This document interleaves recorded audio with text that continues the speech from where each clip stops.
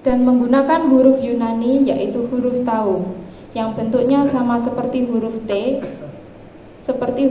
kapital. Memang dalam Injil tidak ada ditulis bagaimana bentuk salib yang digunakan yaitu dalam penyaliban Kristus. Tapi bentuk yang pertama-tama diyakini sebagai bentuk salib Kristus adalah seperti huruf T. Kemunculan simbol T ini pertama kali dicatat tahun 207 Masehi oleh seorang bapak gereja bernama Tertullianus. Ia menuliskan dalam bukunya yang berjudul Adversus Mercionem, bentuk T adalah bentuk sejati salib. Simbol ini tidak serta-merta digunakan sebagai simbol kekristenan, tetapi hanya digunakan dalam peribadatan, terutama saat seorang imam memberkati umat. Imam akan menggunakan ibu jarinya untuk membentuk huruf T di dahi umat, sebagaimana dalam kitab Yehezkiel. Sampai pada tahun 312 Masehi, bulan Oktober, Kaisar Romawi yang bernama Konstantinus yang saat itu hendak pergi bertempur, ia melihat langit terbuka dan melihat simbol Kairo, dan terdapat tulisan, "Dengan tanda ini engkau akan menang." Huruf Kai dan Ro biasanya digunakan gereja untuk merujuk Kristos atau Kristus. Konstantinus kemudian membuat panji-panji dengan simbol Kairo, dan memang penglihatannya itu terbukti benar. Di bawah panji dengan tanda itu, Konstantinus menang dalam pertempuran. Setelah tanda-tanda itu, Kaisar Konstantinus mulai beriman Kristen dan menjadikan Kristen sebagai agama resmi dalam Kekaisaran Romawi.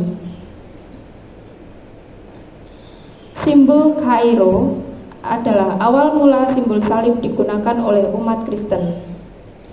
Umat Kristiani tidak lagi memandang salib sebagai aib atau hal yang hina.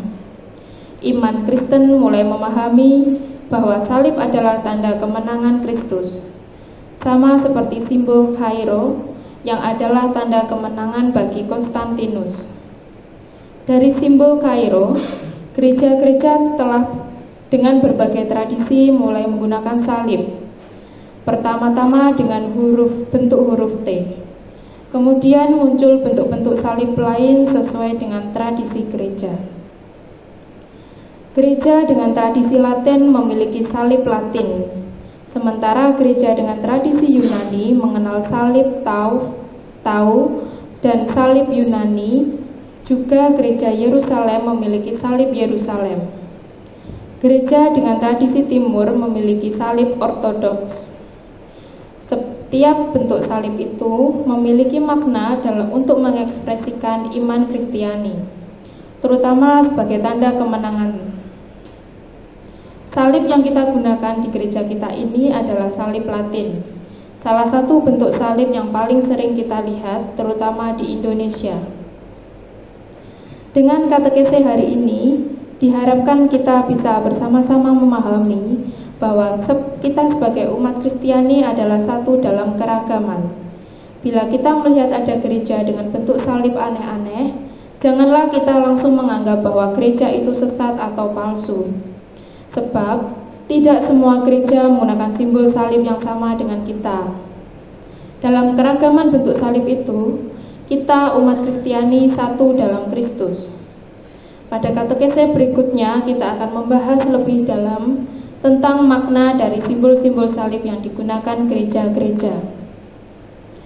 Semoga Bapa kita di surga menyatukan gerejanya dengan satu tanda, yaitu tanda kemenangan Kristus.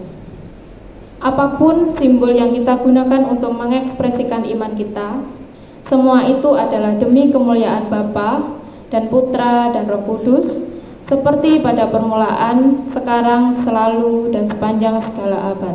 Amin. Puji nama